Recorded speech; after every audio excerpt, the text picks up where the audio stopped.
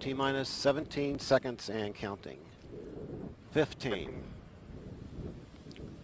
12, 11, 10, 9, 8, 7, 6. Go for main engine start. Main engine start. 2, 1. Booster ignition and liftoff of the Space Shuttle Discovery, returning to the space station, paving the way for future missions beyond.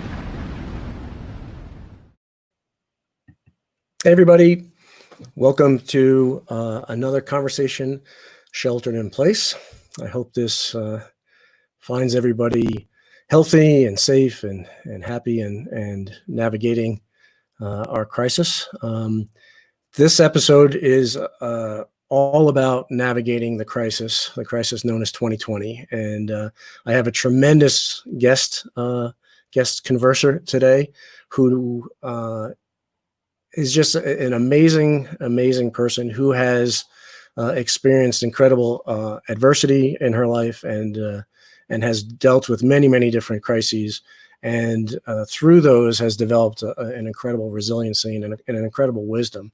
And so it's really going to be exciting. I'm sure we're going to have a very powerful conversation, and I'm really happy to have on board today a good friend, Alyssa Fisher Harris. And Alyssa is the Chief Impact Officer for the Fifth Element Group, where she directs the company's impact initiatives.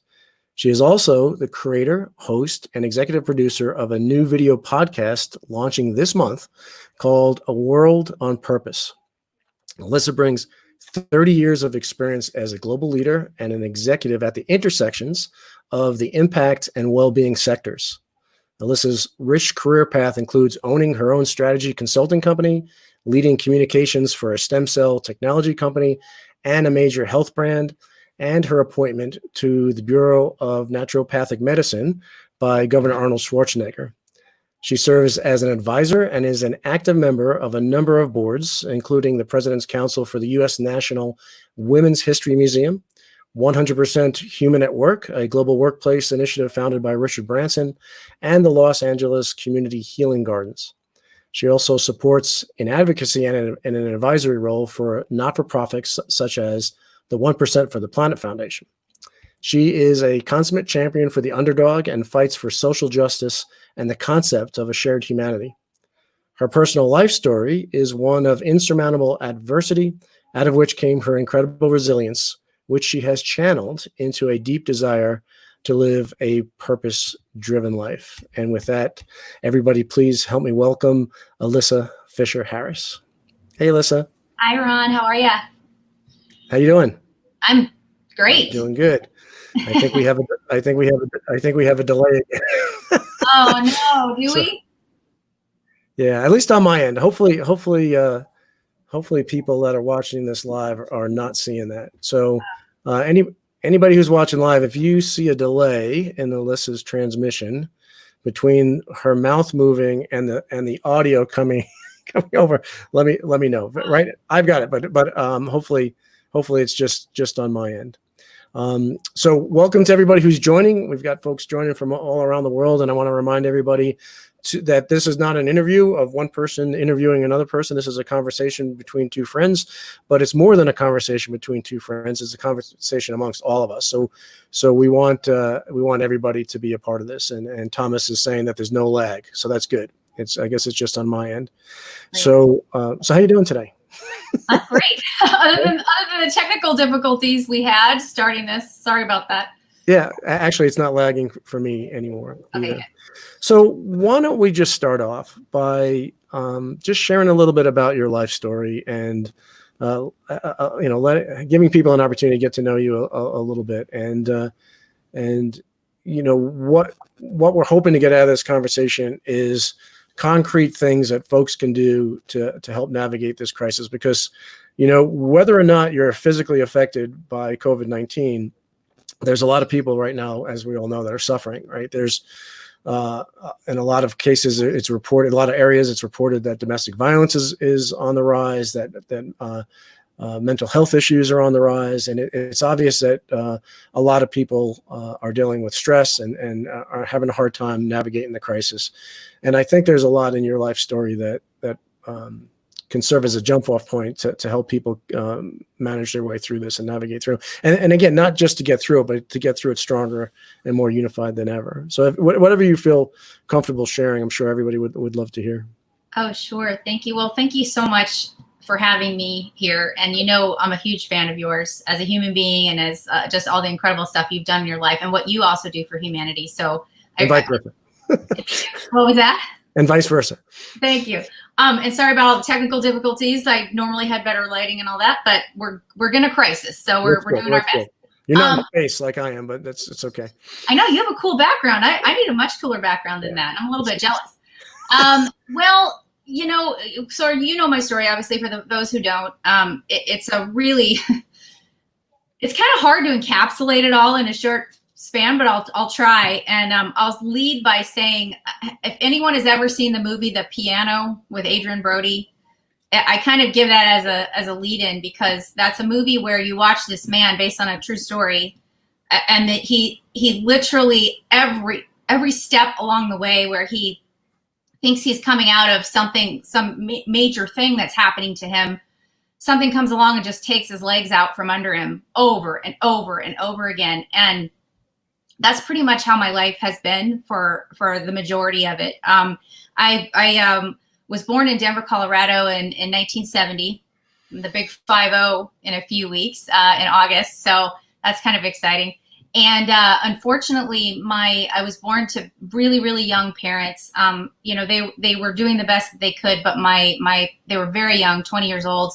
And my mom had a condition at the time, which wasn't really understood much around mental health, but later we understood that she had schizophrenia.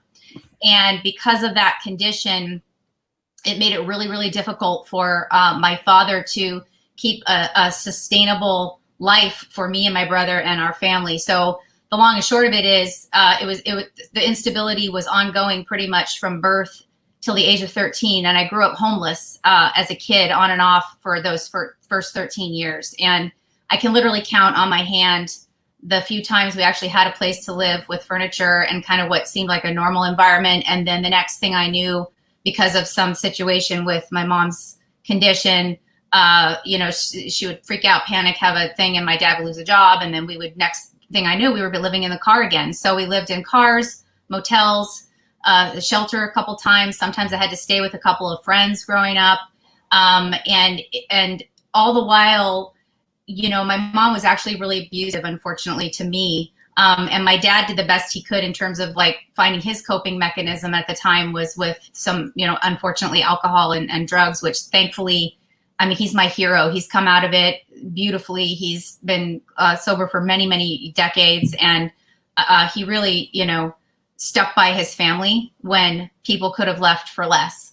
So in that situation, we ended up leaving California.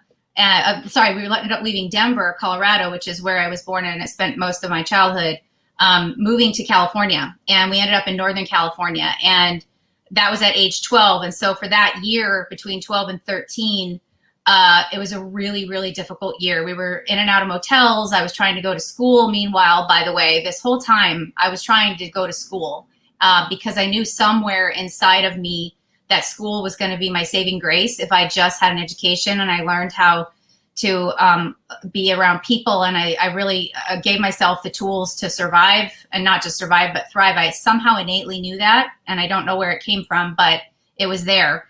And so in that time frame of that 1 year, things were getting really bad, and my mom was in a very bad way. And we were in a Motel 6 in Santa Rosa, California. And I was actually really afraid for my safety. And so I had a conversation with my father about how I needed to leave. And I was either going to run away, and some terrible things were going to happen, or, I knew that there was a relative in California, my mom's sister, who was the only relative in her delusional mind was a safe relative. And I thought that she might let me come stay with her. And I had no idea where she was. California is a huge state. I'm 13 and I'm thinking she's somewhere out there. Maybe she'll let me come stay with her. And 2 days later, she came and picked me up. And it was like an absolute lease on life. And I literally had to my name. Do you remember those old file boxes in the 70s and 80s that were metal with the lid and the little lock on them? Yeah, I think I still have some. Yeah, so I had one of those, and I literally had everything I owned was in this little box, and it was little collectibles and some journals and some things that I kept that were sort of my things that made me feel attached to some normalcy. Mm-hmm. And I took that and I left with my aunt and moved with her to this amazing experience of living in this incredible little town up in Northern California. Called. And how old were you at the time? I was 13. 13. Yeah, and it was the first time I really got an experience to like be in a community and be with people that, you know, had grown up there for generations, and with amazing, all of my high school friends were so welcoming and great. And it was kind of a weird thing to be living with your aunt, you know, when most people were living with their families. But a lot of kids in the school had, you know, different things that they were dealing with too. So I wasn't like totally alone there. But the long and short of it is I was able to go and do suddenly normal things I never was able to do. I was able to be a cheerleader and ASB president and participate with all my friends at events and choir and all those fun things and prom. And but somewhere inside of me, I always knew that I always felt like I was struggled with not being good enough and not being like I was worthy of things. And so I would later in life have more adversity happen, which I'll go into, that would challenge me to learn how to step into that part of myself and embrace it and heal it. And so I worked through high school. You know, I got out of high school. I had to go to summer school for 3 summers in order to catch up for all the school that I'd missed. My aunt let me get into a program with the high school principal that was called Upward Bound. It was a great program. A lot of kids that come from underprivileged backgrounds go. And then fast forward into college, I put myself totally through school, didn't have any help, grants, scholarships. I had 19 units and 3 jobs. And I got really sick in my 20s, and no one could figure out what was wrong with me. And I was the heaviest I'd ever been, the sickest I'd ever been. I had headaches all the time. I didn't feel good. And the medical community basically said, you know, you're just a stressed female college student, go away. And I figured out my first experience with holistic health, which at the time was considered alternative. Now it's fully mainstream integrative. And so I was able to get myself back on track. I had acquired adult onset allergy to gluten and dairy products before that was ever a thing. Yeah, and just all that kind of stuff. So I became a real advocate for health and well-being in that space, not knowing. I studied everything I could about health and wellness. I was a self-taught nutritionist. I became a personal trainer to help put myself through college, certified, did all these things, not knowing that that would set me up in my early 30s for what was probably the most tragic experiences next to my mom, was losing 2 husbands to cancer by the time I was 34. And strangely, it was a very rare cancer that they both happened to get, which only affects 10,000 people a year in the United States. It's called sarcoma. And I somehow got 2 of them. And so that was a really, really hard experience to deal with and be a caregiver and help support myself and their amazing families and try and go through that and literally watch somebody disintegrate in front of you and then have to watch them go at a young age too. I was young at 34. I had all these dreams and plans of having family and, you know, the husband and doing things I wanted to do. And so that kind of cold cocked me and I didn't expect it. But I've had a lot of other really terrible things happen. I was a victim of sexual assault. And I don't even like to say victim, really. I like to say unfortunate recipient, because I don't want to have my power taken away from me in that situation. And just a lot of other things that have happened in between from every scope of life you can imagine. And like I said, at every turn that I felt like I was coming out into the light, something would come over and just take my legs out. And so I think through that experience, I really started doing things very early on. At 17, I wanted to be a psychology major in school, and I enrolled in that. And then when I started taking those classes, I realized that I couldn't help anyone until I helped myself. So I became an English major instead and a communicator. And I started doing everything like I could, you know, inner child workshops and therapy and counseling and, you know, spiritual things, and to really try to give myself the tools to heal, and didn't know I would be using those things and doing even more things all along the way up until this point in my life. So that's a lot. You know, it's amazing. Before I say anything, just kind of technical, you have both your iPad and your computer on right now? I do. I'm asking if you do. I can if you want me to. No. I'm getting echo from my voice over your. No, I don't. Okay. So I don't know where that's coming from. I think I should have read your bio after that. Because it's my professional bio.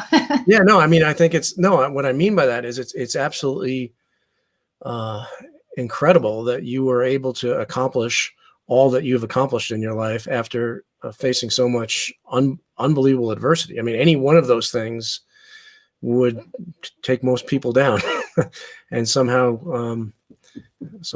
you not only were able to rise above that and get through it, but get through it and thrive. And so, Thank you. You're one tough cookie. I try. I don't have my moments where I don't feel so tough, but But Ron, I one of the things that really helped me, and I think part of what you wanted to discuss was how do you get through all this stuff, the different things. I don't know where it came from, honestly, like I said, but there was always this part of me that wanted to help people. And I sort of used that unconsciously as a tool, I think, to help me feel like I had value in the world. So I would volunteer at homeless shelters. I would volunteer and speak with kids that had been abused. I would go and do stuff in the community. I was always sort of also not knowing that I was a strategist at the time, putting like companies together with organizations locally to kind of help lift each other up and sort of see how they could support each other, and not knowing that would become this career path where I'm able to actually do that every day to help lift humanity and find ways to very strategically and measurably create impact in the world and use it as a tool for healing also. I think when we find our mission and our purpose in our life, which is why I created my podcast that'll come out, it helps elevate us almost to a place of, it's not just about our experience, it's about this thing I called shared humanity, and we are all experiencing adversity at various levels at various times in our lives. And, there's no one person's adversity that's worse than someone else's. I always say this because people will hear my story and they'll be like, oh, wow, I guess what I experienced wasn't so bad. And I say, no. Your experience is your experience, and you need to step into it and feel it and own it. And we just don't have to live there. There's no, it's just how we choose to deal with it. And everyone has a right to have their feelings around what they've experienced and not dismiss it in any way just because someone else's seems a little harder than others. But it does help put things into perspective, like knowing that. So I'm going to get an echo again. So I'm going to see if that helps. So, hi. Is that better? I think it's still echoing. Test 1, 2, 3. Is anyone else? All right. Yeah. Let me know if I'm echoing. But I think one of the problems right now, or one of the challenges, I think, was specific challenges to what we're going through, specifically with COVID-19, is there doesn't seem to be an end in sight, right? We don't have a comprehensive plan in place, and we know what the timeline is, and we've got milestones that we're going to hit, and we keep track of, there's no light at the end of the tunnel for us, right? Because we don't. And so I'm sure that a lot of the crises that you dealt with, there was not a light at the end of the tunnel. And so that, I imagine, could be the hardest part of dealing in a crisis, and dealing with adversity is, not seeing the light at the end of the tunnel, not knowing where the exit is, I'm sure that there's, voices, a voice in the head that says this is going to be the way it's going to be forever. It's never going to get any better. And so is there any advice you can give folks that are kind of feeling that, kind of feeling lost and helpless right now because they can't see the light at the end of the tunnel? Yeah, for sure. I definitely have moments like that. I mean, I'm not going to pretend I didn't have my dark times where, I'm very conscious about trying to make sure I'm doing things that are continuously reinforcing my place in the world and my value and the things I've been through from a positive perspective. But we're all human, and we're going to have moments where we just feel like, I can't do this today. I can't. And it's okay, because if we don't honor that part of ourselves and you try to stuff it down as if, oh, I'll just overcome this and it'll be fine, it does not work. It comes back in a much bigger way later and kind of bites you in the backside. And so some of the advice I would give would be to allow yourself, first of all, to feel your feelings around what you're experiencing. Because I think part of what we do a lot in society is we think, we just need to just be strong and overcome it and it'll be fine. And that's not what happens. If we don't feel what we're experiencing, then we don't understand it. And so by allowing ourselves, first of all, to feel it, it's important. But what we need to do is understand that we acknowledge it, we embrace it, but we don't have to choose to live in that space for a long period of time. So being able to identify certain tools and things that feel good to you, that resonate with who you are as a person, whether it's, and I talk about reaching out and asking for help, especially when you're a strong person who's kind of done everything on your own your whole life, or especially sometimes for men, as a very much alpha men or alpha women, I don't need any help. I don't need to ask for help. It's almost seen as a weakness. It's not. It's your greatest strength to be able to say, you know what, I just need some help, and to find a counselor, a therapist, or a spiritual advisor, or start reading books about people that have gone through similar experiences and doing things that they can do. And quite frankly, one of the things I do every single day of my life is this little sucker right here, which is, I have a bunch of these, and these are my gratitude journals. And I literally write every day as many gratitudes as I can for being grateful for what I do have, because especially when you're going through adversity, and I've done it, it's really easy to think about the lack of what we don't have and to focus on that instead of just really embracing all of the incredible beauty of the things that we do have. And it's important to remember that every day. That's sort of what the Happiness Advantage by Sean Achor was all about. All that research they did with positive psychology and the 21-day happiness advantage experience, making sure you're writing your gratitudes is just paramount to understanding how to overcome adversity. Yeah. And Thomas DeLorde boiled it down, cut yourself a break every once in a while. And, absolutely. And you mentioned something a little while ago that I want to come back to, because I think it's really, really important. And that's the positive impact to yourself of being not only expressing gratitude, but seeking to help others. So there's scientific studies that show when you practice empathy and compassion, and you're compassionate to other people, and you help other people, it boosts your immune system. That's right. It has a physical benefit to you. So can you talk a little bit about that? Because that's what I got out of your story, was that's one of the main things that carried you through all of those dark times of your life. And that was this idea that you can help people, which gave you a sense of purpose and value. Right. So.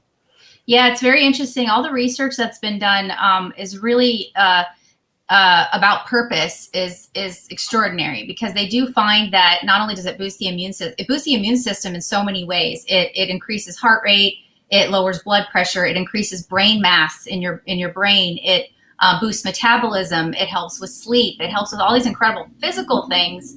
And when it comes to your emotional side, it literally gives you endorphins when you're doing something to help someone else. And, there's this whole thing about, oh, you should do it, from a place of not wanting anything in return. You don't need something in return, but there's nothing wrong with wanting to do something that feels meaningful to you and fulfilling, because it's healthy for you. It's good for you. It increases your, how you are in terms of your interpersonal relationship skills. And the one thing that's really interesting about the workplace, especially, is Harvard Business Review did this really incredible work several years ago around purpose in the workplace. And they were able to have executive leaders identify who they were and what they did in the company, but they didn't know what their purpose was in life.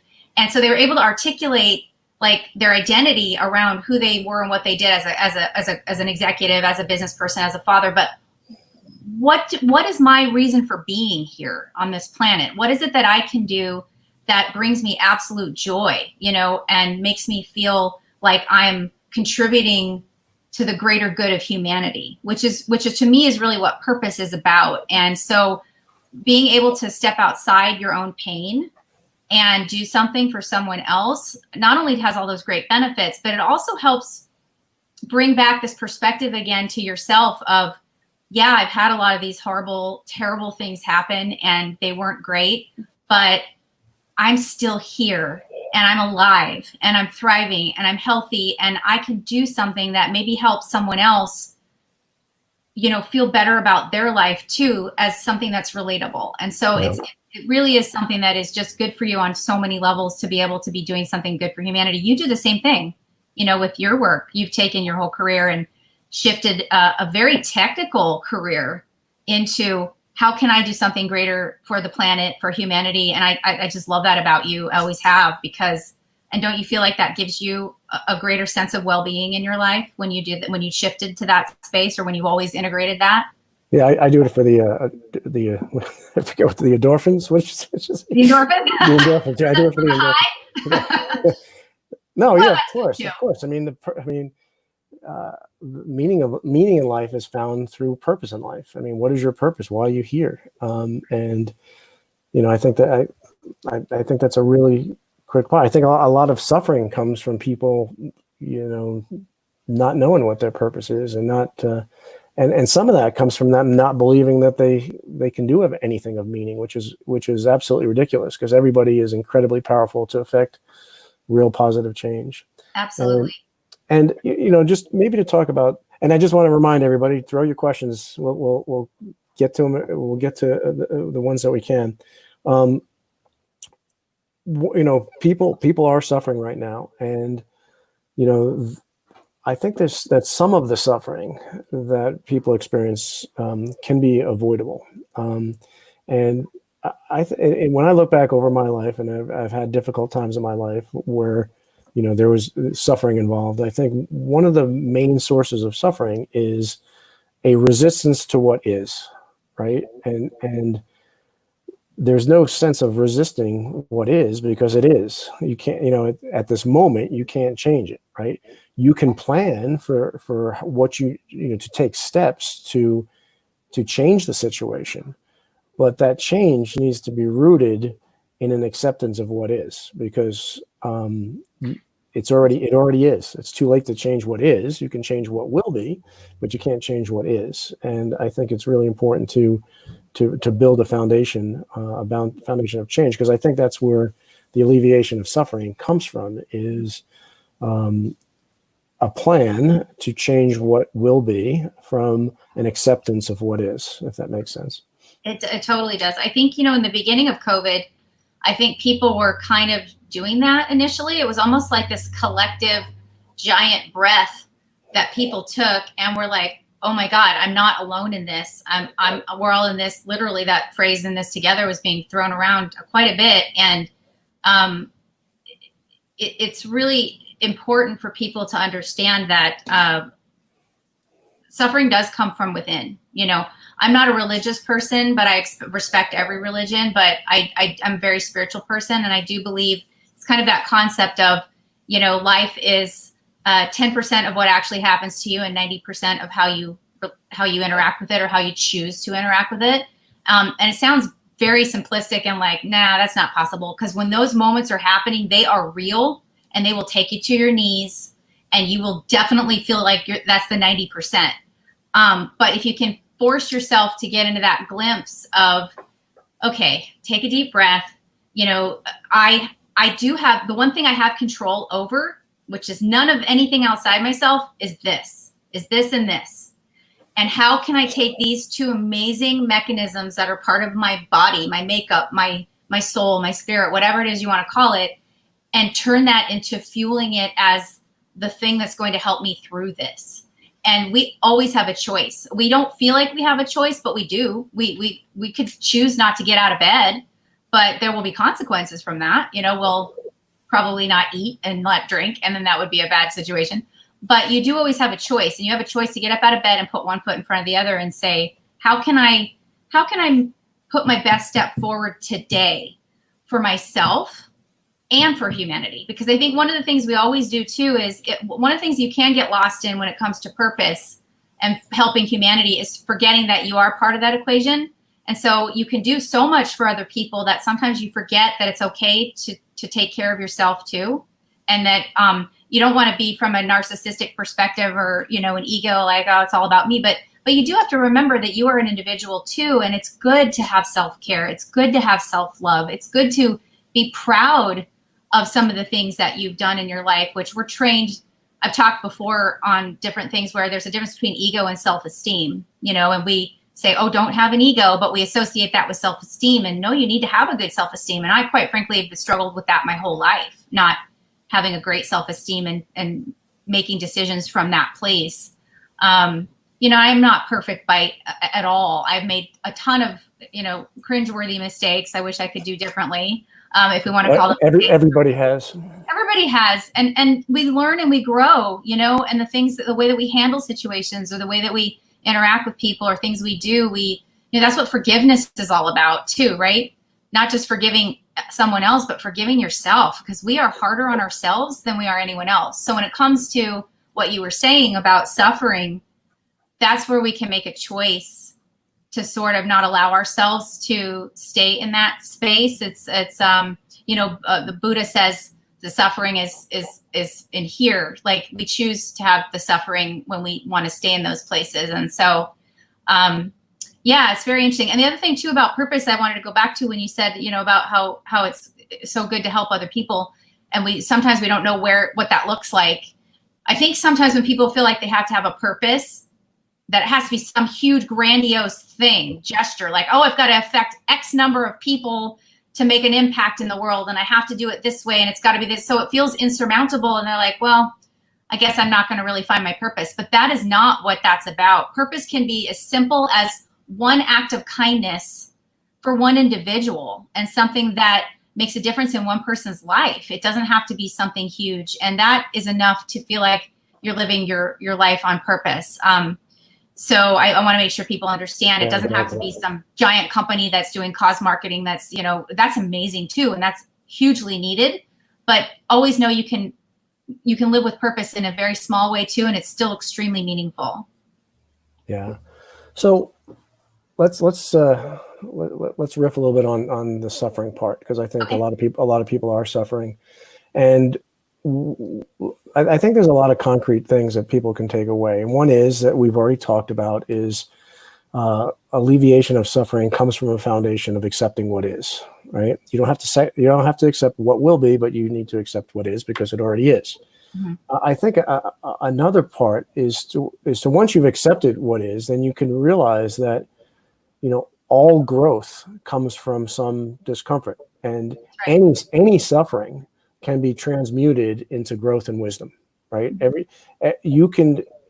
could be fruit that comes from any suffering that is presented to you, right? And so, there's all kinds of analogies about the growth in dark times, and the seed grows in the darkness of the earth, and our mind is rejuvenated in the darkness of sleep, and a fetus grows in the darkness of a womb to become a sentient creature that's capable of pondering infinity and the meaning of life, right? And so growth comes in dark times, and a lot of growth comes with growing pains too. Mm-hmm. And so once we've acknowledged what is, and once from that foundation, it's very powerful to look for opportunities for growth in any suffering that's presented to us. And a lot of times that you only get that wisdom, you only get that awareness of that growth in hindsight, right? We don't know necessarily at the moment, but when we look at it from the perspective of our life and look back on our life, then a lot of times we see how important those times are. And not only from an individual point of view, but from a collective point of view too. That's right. I hope that history proves that we're in the midst of the great transition, that we are presently at an inflection point between two human epochs, and that this was the start of something that was better than what was before. And so that we have a new status quo that's much better than the old status quo, because the present status quo kind of sucks. Yeah. I think that's a really beautiful statement, because I think when you've gone through a lot of adversity, it's easy to feel like you're broken and that you're damaged in some way. And in truth, it's not. You're really like, every time something happens and you go through something and you come out of it the other side, you are a better version of yourself, always. And it's easy to not feel that way when it's easy to be in a state of victim mentality, not victim mentality, because victims have no control over it either, but just a state. It's easy to stay sometimes for people to feel like I'm not the best version of myself because all these things have happened to me. I'm somehow damaged, and we're not. I felt like that sometimes, for sure. And it took a lot for me to realize that, no, I am everything that's happened has been almost this regeneration. And when you talk all the examples you gave about the growth we have out of darkness, one of my favorites I gave at a talk several years ago to this great organization here in LA called Metal International. And it was about journeying through the darkness into the light. And at the end of my speech, I used the example of the lotus flower. And I don't know if people don't really know where the lotus flower comes from, but it has an amazing lifespan where it's this gorgeous, pink, beautiful flower that just looks incredible, that's out during the day. And at every night, it closes up and it literally winds itself down into the mud, into the murky, sticky mud of the pond that it's in. And it stays there and it regenerates and it refuels and it stays in the darkness all night, only to come out and emerge this incredible, beautiful flower again. And that analogy sticks with me a lot, because I think that that's what humanity is. And I think that that's what we as humans are. We are that incredible lotus flower, and every single experience is that kind of thing.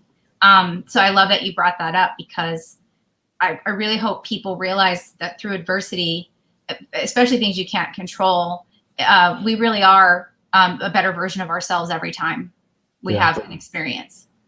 So Thomas is saying it's easy to be big when times are good. It's hard times that proves one's soul. And it's interesting right now. There's a lot of cliches that are being proven true, right? Like the cliche, we're all in this together. We are literally all in this together. Every single person on the planet is affected one way or another by COVID. And what we were just talking about is the old cliche, what doesn't kill you makes you stronger, right?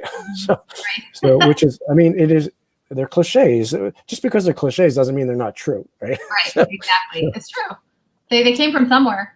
It'll be really interesting to see what happens, because I think, again, in the beginning, people were feeling really united, and then, things happened that we didn't expect, that showed that there still really is unfortunate division of lives and humanity and people. And we hope that we could live in a shared humanity, but there are things that different people of different lives and races and lifestyles and countries that experience that none of us can absolutely relate to, for sure.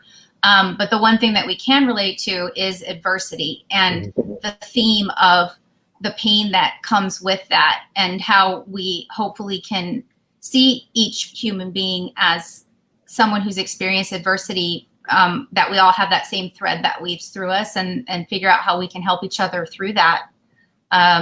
Because, we all, our blood is all the same color, and, we all, you would hope that most people would want everyone to have the same, ability to have a happy life and a stable life and a safe life and all of those things. And, I remember, literally, I was probably 8 years old, I think, at the time. And we were in this car, sleeping behind a 7-Eleven late at night. I was holding my brother. My parents were asleep in the front seat, and it was a very cold winter night. And I remember, there was like the sign of the liquor store over there with half the letters flashing, and the cigarette smoke swirling up. And on the radio was playing that Bill Withers song, Ain't No Sunshine When She's Gone. And I was like 8, thinking, is this my life? Is this what it's going to be? It can't be. And do other people have these experiences? How much of the other world is suffering? What are they going through? I thought about that stuff at 8 years old. And so I agree with you. I think it's going to be really interesting to see how we come out of this. I hope all of this stuff, I hope a better version of ourselves, and having conversations with each other about it, hard conversations, that might be uncomfortable for people too. Sure. Yeah. So. Well, I mean, we talked about the benefit of helping others, right? That it not only helps others and helps society, but it helps ourselves too, right? And you brought up a good point before about the importance of self-care. And, I've spoken on the topic of expeditionary behavior. We're trained at NASA to have what's called expeditionary behavior, which means, when you're in a hostile environment, you're isolated in a hostile environment, and functioning as a team and with a mission. How do you accomplish that mission? And we are all in a hostile environment. If we walk outside our door, that's a hostile environment, and we're isolated, and we all have a mission, and we all have our own personal mission, but then our collective mission is to get through this. And so what self-care talks about is you don't do the team any good if you become a burden yourself, right? If you've burned yourself out, if you aren't getting the rest, if you're not recharging, if you're allowing yourself to get too stressed out where you're not functioning, if you're not firing on all cylinders, you're not doing anybody any good. As a matter of fact, you're doing harm. You're harming the team, right? And so it is a responsibility that folks have to do self-care, to take care of themselves, not only a responsibility to themselves and their family, but to society. And so it's not a macho thing to think that you're just going to tough this out and don't worry about me type thing. It's your responsibility to take care of yourself, and take the proper precautions to make sure that you're not a hazard to others and that they're not a hazard to you. No, I'm so glad you brought that up, especially because you and I are involved with this incredible company, Fifth Element Group, and funny, we just had this discussion this week. So if any of the guys are watching or listening, I hope you're okay with me sharing this. But I work with mostly men, and I have never worked with the most incredible, intentionally positive, kind, caring men ever. I mean, I've worked with some really great men in my career for sure, but all collectively in one space, so many. And the one thing that we always talk about is we always check in and make sure that people are taking care of themselves. And it's hard in companies, especially if you're a startup or you're someone new, to think that I can't just keep staying in the grind, and then I'm going to be the weakest link if I don't take care of myself, or I'm going to miss something or whatever. You must take that time to give yourself a day, a day, an hour, those moments where you're just unplugging and you're doing that Lotus Flower, regeneration type of thing, because you are no use to yourself. It's that whole oxygen mask theory, too. You're definitely no use to any team if you're not taking care of yourself, let alone your own self.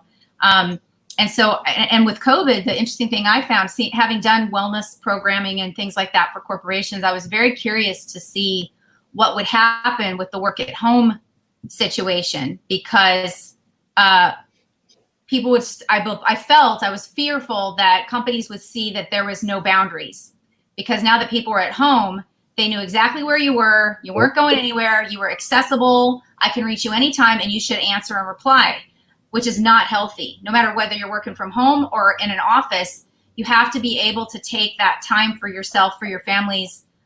And all of the studies show that too with productivity. Like if you don't, you're certainly not as productive as an employee or a leader in that situation. But I'm gonna, kind of like that trauma. It'll be interesting to see how that affects people working from home in situations and environments where they don't think they can shut themselves off and do that self-care. Right. So I want to ask everybody who's tuning in to send us what challenges you're facing right now. What stresses do you have? What are some of the things that you're trying to get over, and we'll discuss it. And Fifth Element Group. You want to talk about Fifth Element Group? Yes. You're the chief impact officer. What's a chief impact officer do? Well, so our company is called an impact consultancy, and what that means is that we create strategies. Social impact strategies for brands and donors and impact investors to kind of help not only increase their ROI of their revenue, but also at the same time be able to funnel funding and different types of things that will lift and do something for social impact, for social good, a cause that they care about.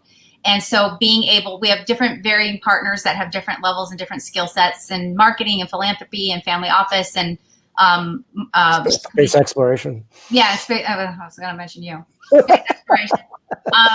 Very cool people that really have taken all their skill sets and their talents to try to do something extremely beneficial that helps lift humanity and make great impact in the world. And everything from, water reclamation projects in different countries in Rwanda to helping raise money for the Yazidis, that are struggling extremely in the countries that have gone through adversity. And you want to talk about adversity? That's one of them for sure.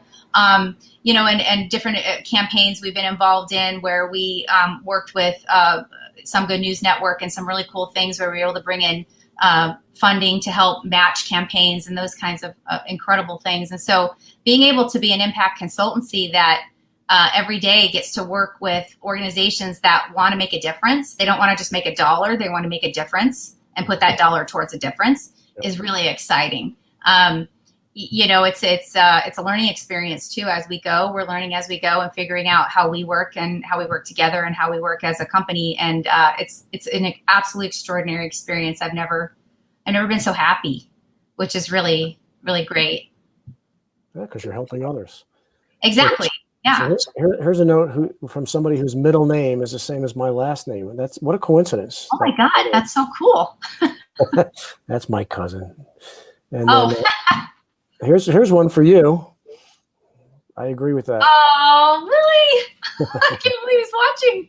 I haven't seen him forever. That's cool. Well, cool. So any other pointers or tips? I think it's going to be a really interesting and very challenging, obviously, rest of this year, possibly into next year. My first husband said something so profound to me about 6 months before he passed away. So I wasn't 30 yet. And or maybe I had just turned 30. I can't remember. And we were watching our wedding video and we were crying, obviously. And he leaned over to me and he ran his hand through my hair and he said, "I'm never going to get to see your hair turn gray." Mm.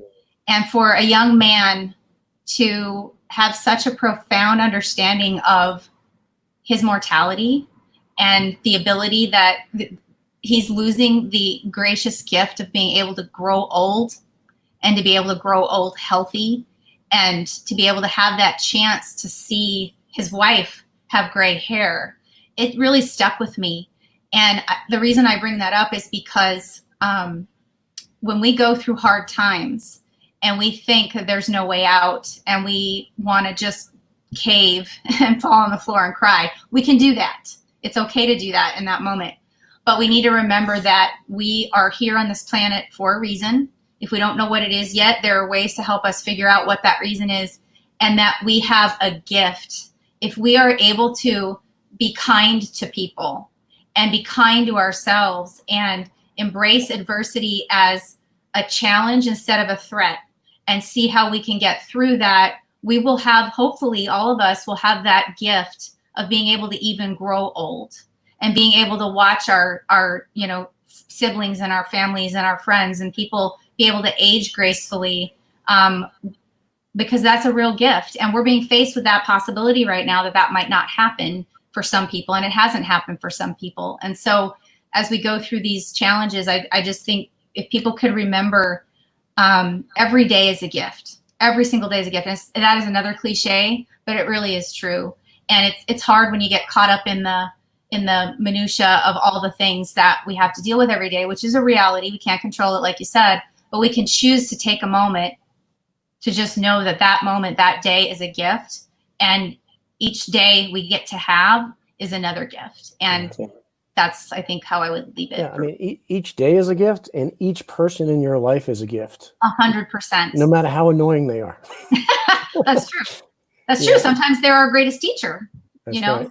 Sometimes those experiences are our greatest teacher too. Yeah. And yeah. I am very thankful for some really obnoxious people in my life throughout the years that I've learned from.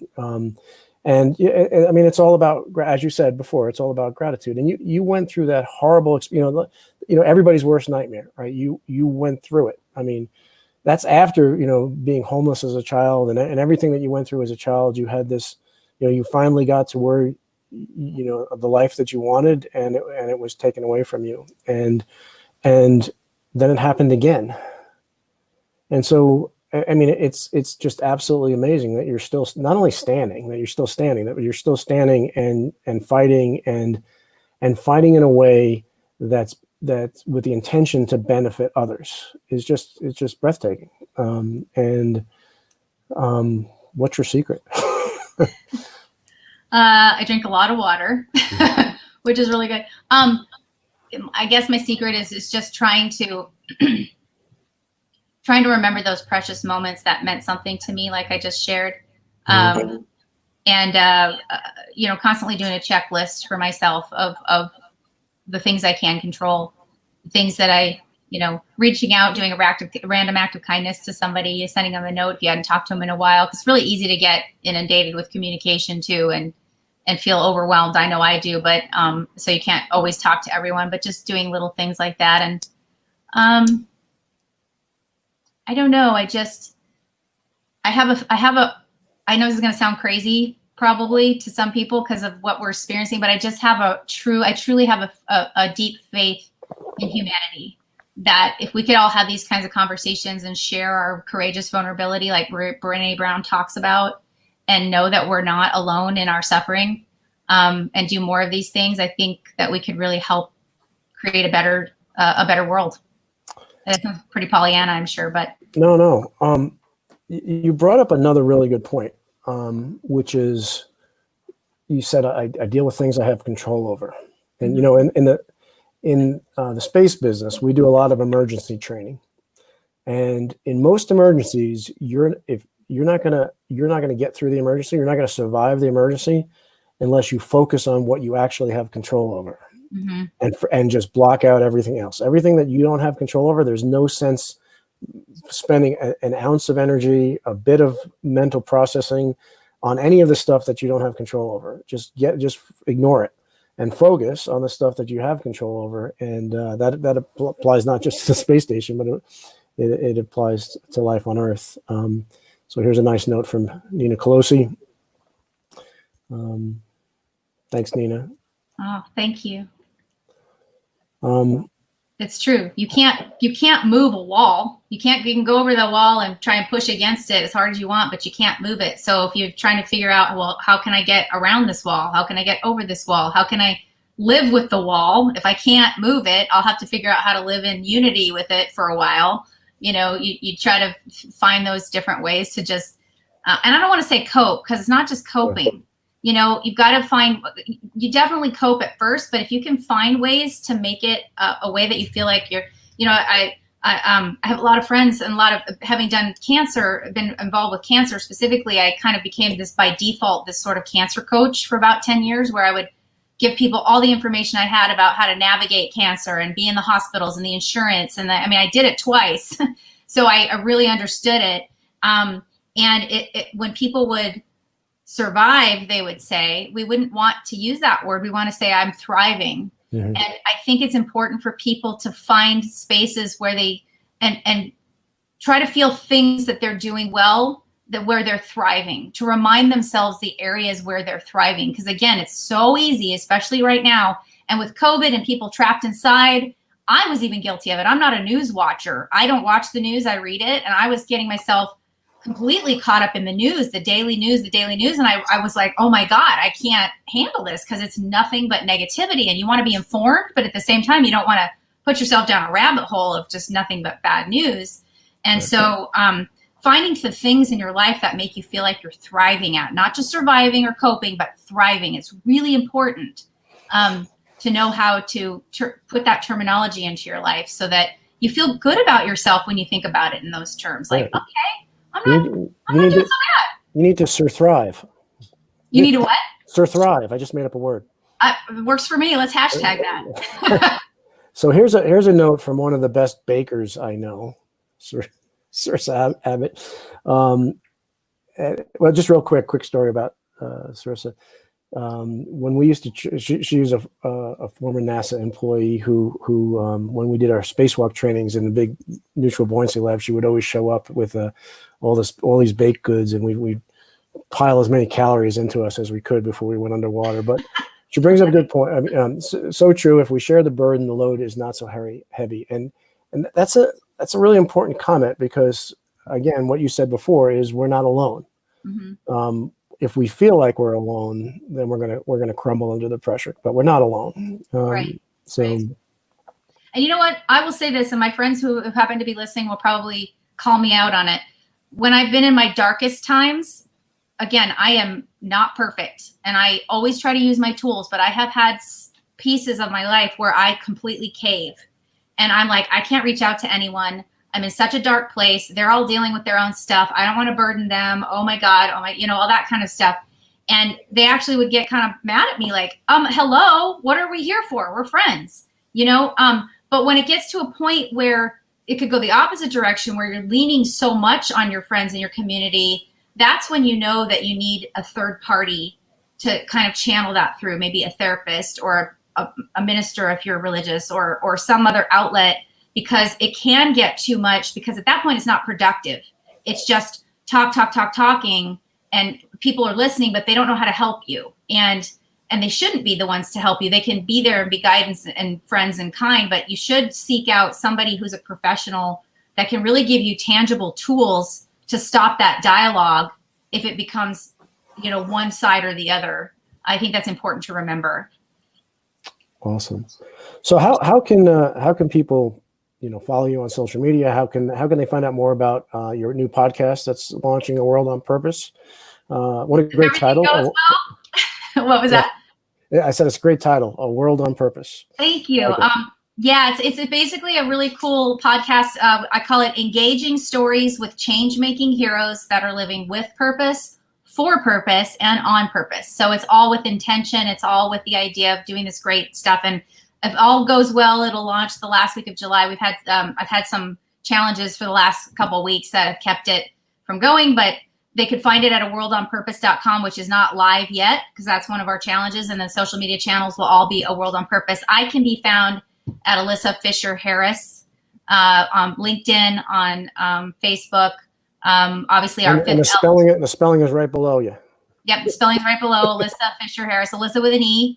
ELISSA, Melissa without the M, and also Fifth Element Group. They can go read about me on fifthelementgroup.com, .group, fithelement.group. And my email is also on my LinkedIn. So I welcome anybody's questions, feedback. I really believe that now is the time more than ever that we need to rally together and hear each other and be the best advocates for humanity that we can. So I welcome anybody who has comments, questions, and feedback. Yeah. Well, I mean, this talk went really, really fast. We're almost at an hour already, and we're just scratching the surface. So let's try. If folks didn't, if they have challenges that they're facing or stresses they're facing, they didn't have an opportunity to put it in there, or you're watching this later.